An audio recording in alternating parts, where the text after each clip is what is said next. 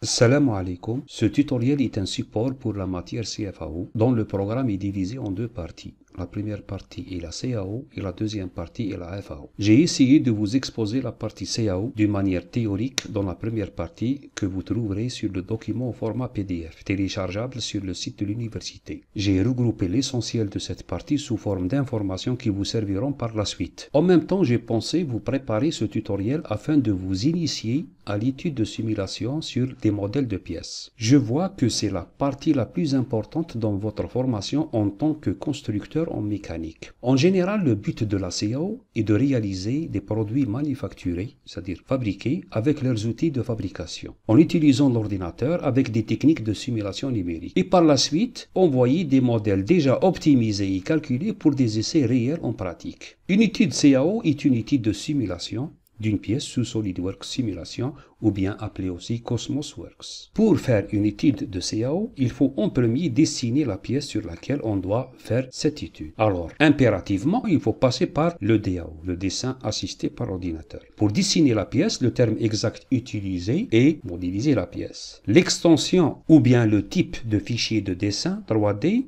sous SolidWorks, c'est-à-dire on donne le nom de la pièce, .sldprt, c'est-à-dire solid. Le choix du logiciel reste facultatif. Il y a plusieurs logiciels sur le marché. Nous, on va utiliser SolidWorks. Je vous rappelle que la pièce sujet de notre étude de simulation a été déjà modélisée. Vous pouvez voir le deuxième tutoriel dédié à sa modélisation. Nous avons appelé cette pièce patte de fixation. Vous trouverez la description détaillée de cette dernière sur le tutoriel au format PDF. Vous le téléchargez sur le site. Nous commençons par ouvrir ce modèle de pièce. C'est la patte de fixation. Voilà, c'est la pièce sujet de notre étude. Vous remarquez que la nervure n'existe pas. Ceci est volontaire de ma part. Je veux qu'on fasse ensemble une étude sans nervure. Nous avons dessiné l'autre fois une nervure à cet endroit. Je veux qu'on fasse ensemble une étude sans nervure en premier et par la suite je vais vous demander de refaire le même travail ou bien la même étude mais avec une nervure. Ceci va vous servir comme travail à domicile et nous pouvons tirer des conclusions suite aux comparaisons qu'on va faire, Inch'Allah. Avant de commencer une étude Cosmos, il faut en premier installer ce complément et l'activer. Je vous montre la procédure, mais aussi je vais vous donner une information. Lors de l'installation de SolidWorks, vous avez ces options-là. Vous allez opter pour la dernière option, c'est-à-dire SolidWorks Premium. Pour cette option, vous allez trouver les compléments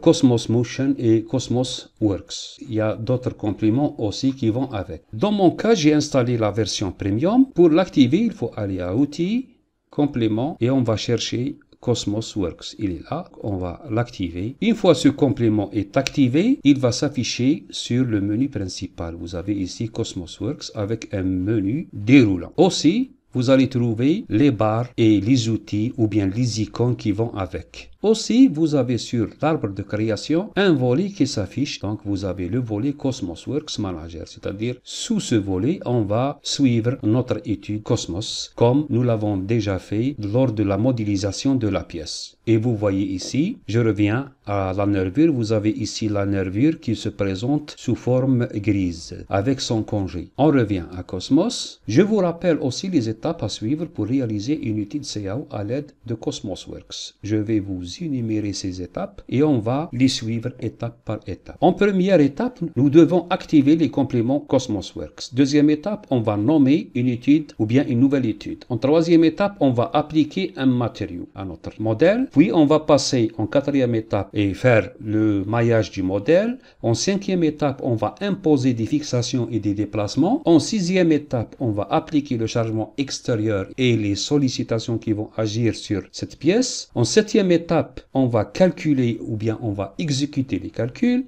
Huitième étape, on va visualiser les résultats et faire des commentaires. Et en neuvième étape, on va rédiger le rapport final. Je souligne ici qu'on peut faire le maillage en sixième étape, c'est-à-dire après avoir imposé les déplacements et les chargements extérieurs. C'est-à-dire l'ordre n'a pas d'importance ici. Ça ne va pas influer sur les calculs. D'ailleurs, on va faire comme ça. Donc, on va passer maintenant à la deuxième étape et on va commencer une nouvelle étude. C'est la deuxième étape, on va donner un nom à notre étude. Donc je vais nommer ça L3, construction mécanique et on va faire une étude statique. Vous pouvez donner le nom comme vous voulez. On va appliquer un maillage volumique, je vais revenir sur ce thème-là. On peut faire des études fréquentielles, c'est-à-dire de vibration. On peut faire du flambage. On peut passer au transfert de chaleur. On peut faire des tests de chute. On peut faire une étude de fatigue, de l'optimisation et même on peut faire des études non linéaires. Donc il y a beaucoup de choses qu'on peut réaliser avec Cosmos Works. Dans notre cas,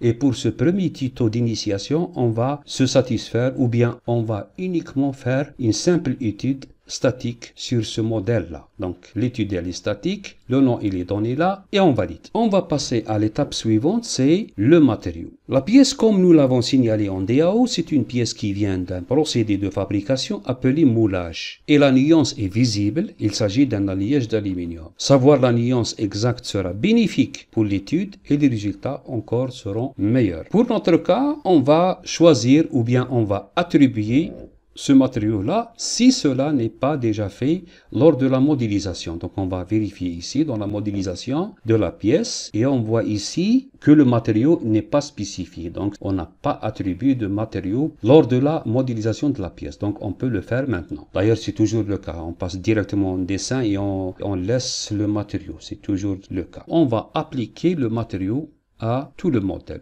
Une fenêtre matériau s'affiche, on va l'examiner. Sur cette partie gauche, nous avons la source du matériau. On peut avoir des informations à partir du matériau de SolidWorks, ou bien on peut personnaliser dans le cas où nous avons notre bibliothèque personnalisée, et on peut aussi faire accès à travers le net pour des bibliothèques online, et on peut en dernier lieu, à partir des fichiers de bibliothèque, bien sûr nous avons des bibliothèques pour Cosmos et des bibliothèques pour SolidWorks. On va choisir une bibliothèque SolidWorks. Dans cette bibliothèque vont s'afficher les matériaux. Il y a de l'acier, de l'alliage d'aluminium, autres alliages. Nous avons le cuivre et ses alliages, du plastique, etc.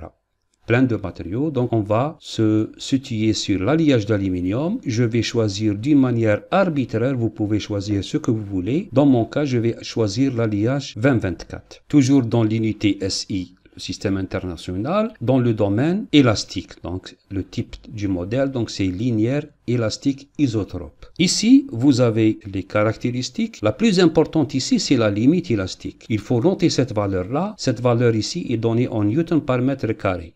Donc il faut convertir cette valeur en mégapascal. Il faut noter la limite élastique parce que c'est la référence de notre étude. Une fois le matériau est attribué à notre modèle, on va passer à l'étape suivante. Donc on ne va pas faire le maillage, on va passer au déplacement imposé. Donc on va actionner chargement imposé. Un panneau de dialogue s'affiche, déplacement imposé. Sur la zone rouge, sur cette zone rouge, il va nous demander de désigner ou bien de sélectionner sur le modèle les zones qui seront fixes. Donc, des faces, des arêtes ou bien des sommets. Donc, on va désigner ces faces-là. Dans la description de ce modèle, dans la partie DAO, nous avons dit que cette patte, elle est fixée sur ce côté-là, sur une pommelle. Et sur cette pommelle, il y a une pièce sous forme hémisphérique qui va se loger sur ce chanfrein-là. Donc, je vais désigner ce chanfrein-là comme face d'appui. Donc, c'est la face 1. Et sur ce côté-là, notre patte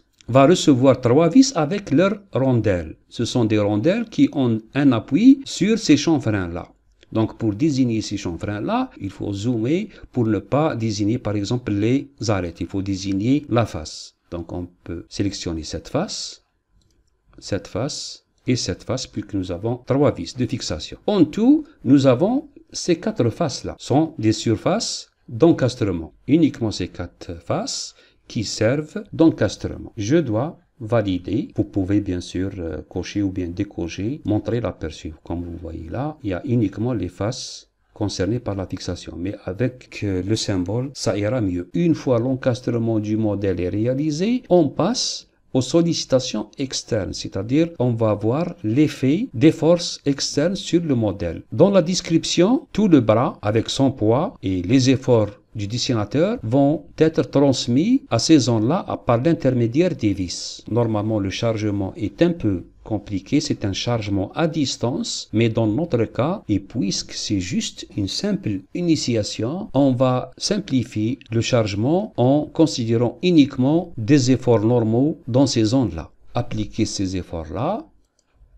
Une force, on va choisir une force normale. Dans cette zone rouge, on va attendre la sélection, c'est-à-dire on va désigner, donc on va zoomer pour donner l'espace à notre curseur pour bien choisir des faces. Donc de cette façon-là, aussi je dois zoomer ici. C'est un effort qui est dirigé vers le bas. Si c'était le cas contraire, on peut inverser le sens par l'intermédiaire de cette case-là. Dans notre cas, le sens est bon et on va donner une valeur en newton, par exemple de 100 newtons. Donc la valeur elle est là et on va valider. On va passer maintenant au maillage. C'est quoi le maillage? On va expliquer ça. Cette étude de simulation sous SolidWorks utilise un outil de calcul appelé élément fini. Du coup, on aura besoin de découper le modèle en petits éléments. Le terme utilisé dans ce domaine, c'est la discrétisation. C'est-à-dire, on va découper la pièce en éléments. Cette opération s'appelle le maillage. Et elle nécessite un mailleur, un logiciel de maillage. Dans notre cas, il est inclus dans CosmosWorks. Donc, il faut voir le cours d'éléments finis pour plus d'informations. Donc, je vais passer maintenant au maillage et on va créer un maillage. La fenêtre maillage s'affiche. Vous avez ici un curseur. Du côté gauche, vous avez grossier et du côté droit, vous avez fin. C'est-à-dire le maillage il peut être grossier ou bien fin. L'unité, c'est millimètres. Et vous avez ici la taille globale des éléments avec une tolérance. On va par exemple, on peut laisser ça comme ça, par défaut, ou bien je peux prendre par exemple 3 avec une tolérance de 0,15. On peut exécuter. Une fois vous validez, le mailleur va prendre la charge du maillage. Donc c'est le logiciel qui va, voilà, vous voyez la progression puisque c'est un modèle très simple. Donc l'exécution est rapide. Pour des modèles très complexes, il faut donner du temps au mailleur pour qu'il puisse vous afficher le résultat. Alors, le maillage il est là. Vous voyez ici, le modèle est découpé dans son volume par des petits éléments de taille 3 mm. Alors, une fois cette opération est terminée, on passe maintenant à l'exécution de notre étude. On va appuyer sur exécuter et c'est au tour du CosmosWorks de réaliser ce calcul-là. Voilà, le solver. Et vous avez ici les résultats qui s'affichent. Vous pouvez consulter ces résultats à partir de l'arbre manager de Cosmos ou bien vous pouvez les voir ici, c'est la même chose. Donc, on va les examiner.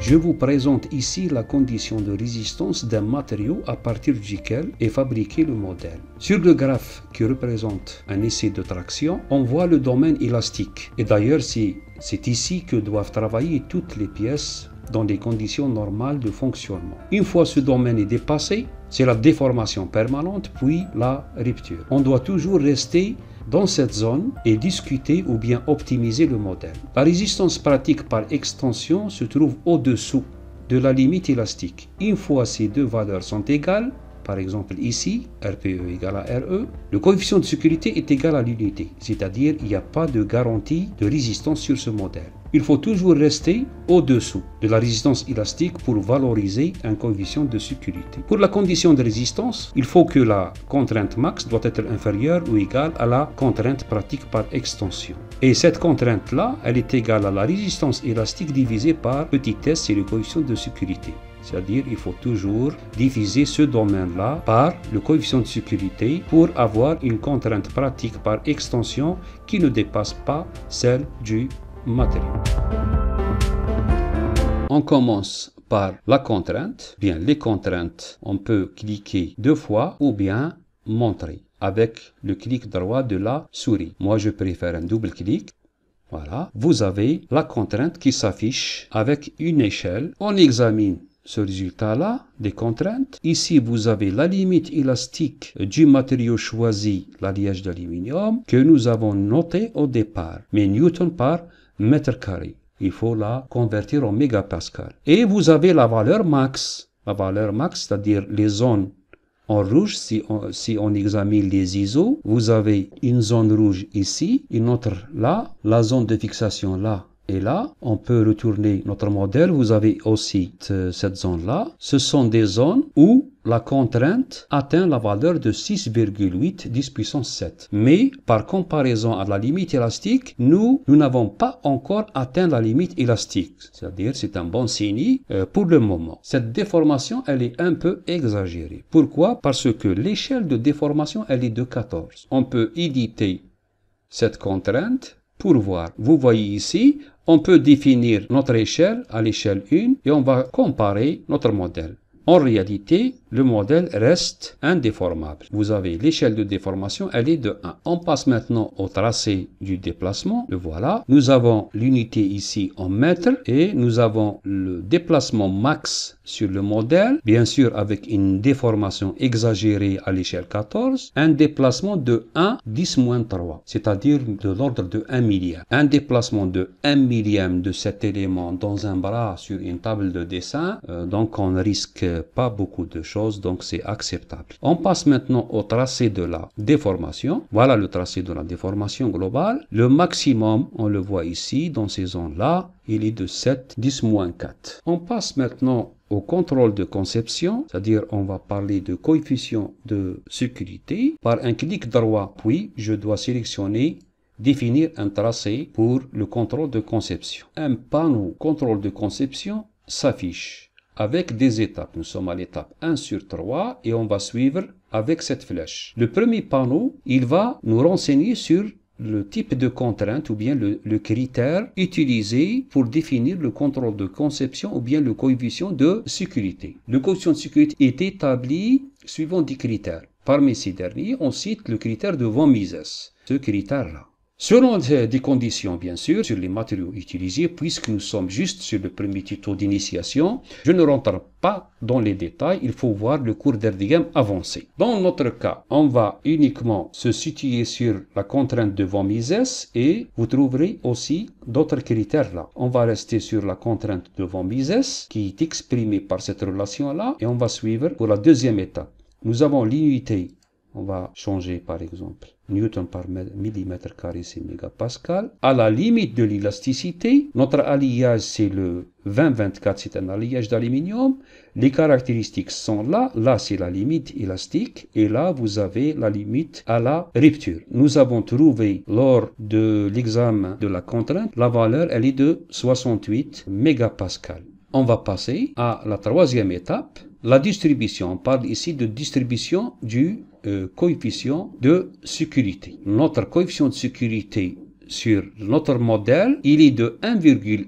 On va valider ici pour voir. Voilà, là c'est le tracé du coefficient de sécurité. On va examiner cette échelle-là. On voit bien ici, dans les zones rouges, le coefficient de sécurité, il est de 1,1. Ça veut dire quoi? Ça veut dire que le matériau ici travaille presque à sa limite de la résistance élastique. Si on voit par exemple la différence entre 75 et 68, c'est plus proche. Ici, notre pièce peut rompre, suivant par exemple des incertitudes. Si on considère les incertitudes ou bien des chargements accidentels, on peut dire qu'elle peut se rompre. Pour cette raison, on voit ici par exemple les zones en bleu, le coefficient de sécurité il est de 100, c'est-à-dire ces zones-là, ils ne sont pas sollicités du tout. Alors ici, par contre, ces zones-là travaillent presque à leur limite. C'est la signification du coefficient de sécurité de 1,1.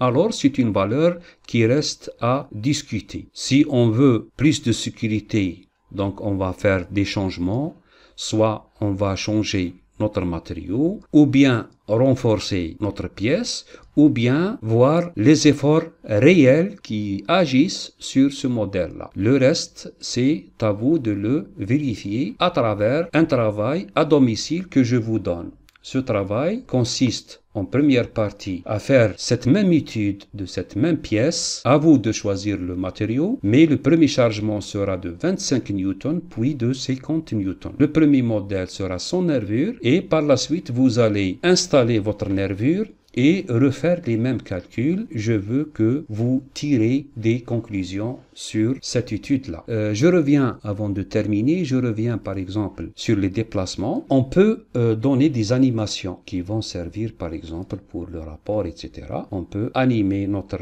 modèle, bien sûr avec une échelle exagérée de 14, et on peut actionner ce bouton-là. Cette animation va nous servir juste pour voir l'allure du déplacement qui résulte de ce chargement-là.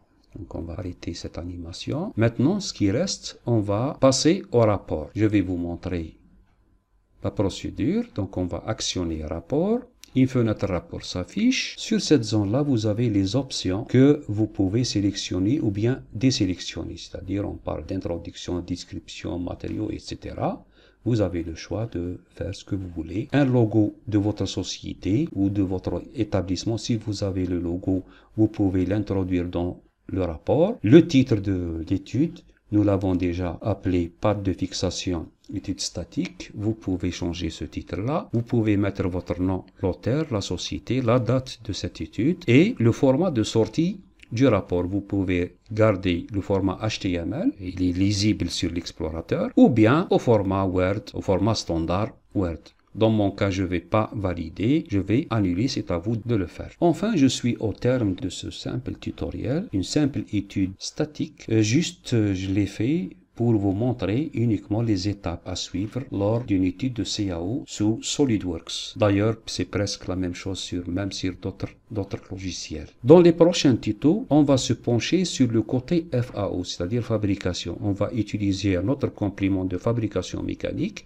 et on va faire du fraisage et du tournage et on va toucher un peu l'usinage, les machines, l'outillage, etc. Je vous souhaite une bonne journée. Merci pour votre attention.